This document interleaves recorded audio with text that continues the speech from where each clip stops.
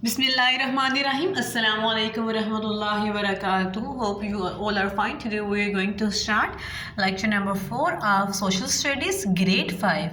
Now you have to move at your planner. You have to mention date and day on second block of week number 2. Now you have to move at workbook page number 5.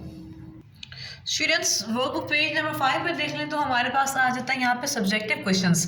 ठीक है, आप लोगों को जहाँ जहाँ questions पे ज़रूरत पड़ेगी, पिक्चर्स आप लोगों ने ड्रा भी करनी होगी और पेस्ट भी कर सकते हैं कहीं कहीं पे। ठीक है, first question is define print media, explains it's 2 examples in detail. ठीक है, वर्कबुक पेज नंबर 60 पे इसका आंसर है। Write down some uses of radio, radio के कुछ इस्तेमाल बताने हैं आपने, इसके 61 और 62 पे है। Right, what are satellite channels? How are they useful? Satellite channels क्या होते हैं और वो यूज़फुल कैसे हैं? इसका आंसर भी पेज नंबर 63 पे है बुक पे। ठीक है, अब हम इनके सॉल्यूशन की तरफ चलते हैं। क्वेश्चन नंबर 1 जो हमारे पास था वो ये है कि define print media, explain it's 2 examples in detail. Print media क्या होता है और इसकी कोई से 2 एग्जाम्पल्स को हम लोगों ने डिटेल में बताना है। ठीक है, प्रिंट मीडिया क्या होता है? Print media refers to the form of media that spreads information in printed manner. ठीक है, जो प्रिंट मीडिया होता है वो इंफॉर्मेशन को प्रिंटेड फॉर्म में स्प्रेड करता फैलाता है, जैसे कि न्यूज़पेपर्स, मैगजीन्स, बुक्स। ठीक है, और किसकी हेल्प से ये लिखे जाते हैं? पेपर और इंक की हेल्प से ये लिखे जाते हैं। ठीक है, with the help of paper and ink. ठीक है, प्रिंट मीडिया क्या होता है? वो चीज़ें जो इंफॉर्मेशन को स्प्रेड करने के लिए इस्तेमाल की जाती है प्रिंटेड फॉर्म में। अब हम इनकी एग्जांपल्स देख लेते हैं कौन कौन सी। एक हम लोगों ने कोई से 2 लिखनी है आपने, हमने एक बुक ले ली और दूसरी newspaper. First one is book. Book क्या होती है? Book is one of the most effective mess media. Book एक मैस मीडिया के टाइप में से एक बहुत अहम है, एक अहम चीज़ है। ठीक है, it is the best source of education. ये एजुकेशन के लिए बहुत अच्छा सोर्स है क्योंकि इसके अंदर ढेर मालूमाती चीज़ें होती हैं, हम बुक से पढ़ते हैं ना students. It is the cheapest means of strong information. ये स्ट्रॉन्ग इन्फॉर्मेशन देने का सबसे सस्ता तरीन ज़रिया है क्योंकि बुक हम लोग अफोर्ड कर सकते हैं स्टूडेंट्स। बहुत चीप प्राइस होती हैं, बहुत लो प्राइस होती हैं उनकी, और हम लोग उनको ख़रीद सकते हैं और उनको सेव भी कर सकते हैं। फॉर एग्जांपल बुक अगर एक बच्चा कोई पढ़ रहा है तो कुछ सालों के बाद तक भी वो बुक यूज़ की जा सकती है। जैसे स्टोरी बुक्स होती हैं, आपको पता है ना कि बुक्स के अंदर इन्फॉर्मेशन इसी तरह रहता है, ख़राब नहीं होती, उनका जो रिकॉर्ड है ख़राब नहीं होता, उसी फॉर्म में रहता है और वो कई सालों बाद तक भी यूज़फुल रहती हैं, लोग उनको इस्तेमाल कर सकते हैं और ये बहुत सस्ता ज़रिया है इन्फॉर्मेशन कन्वे करने का। नेक्स्ट आ गया हमारे पास newspaper. Newspaper is a great public educator.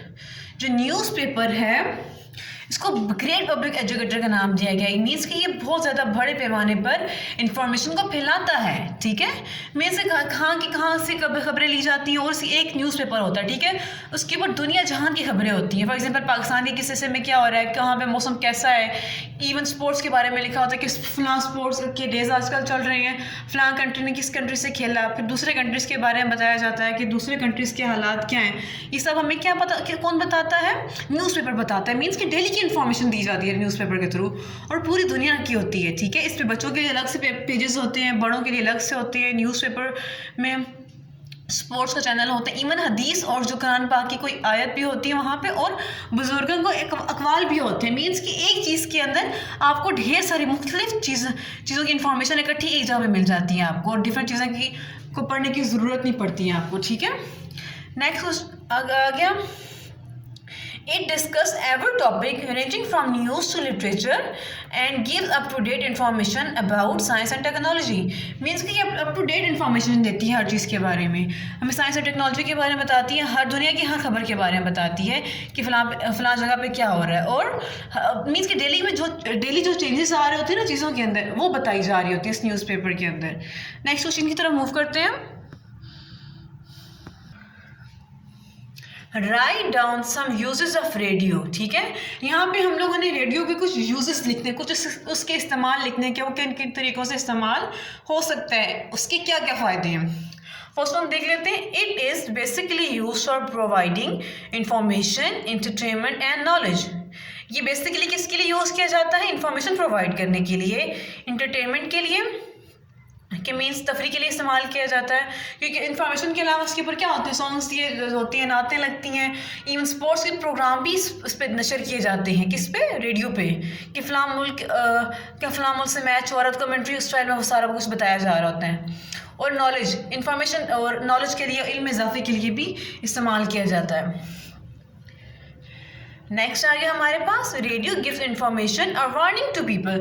Radio ना सिर्फ इन्फॉर्मेशन देता है बल्कि लोगों को वार्निंग भी देता है। फॉर एग्जांपल कि फ़लाँ जगह पे फ्लड आने वाला है, फ़लाँ जगह पे तूफान आने वाला है। मीन्स कि इन चीज़ों की पहले से पता चल जाता है ना कि फ़लाँ जगह पे कैसे होने वाला है। वेदर, इट मीन्स कि वेदर अपडेट भी ये दे रहा होता है। वेदर अपडेट से पता चलता है ना कि फ़लाँ मुल्क में फ्लड आ रहा है, फ़लाँ जगह फ्लड आ रहा है। ठीक है, नेक्स्ट पे मूव करते हैं नंबर 3 पे।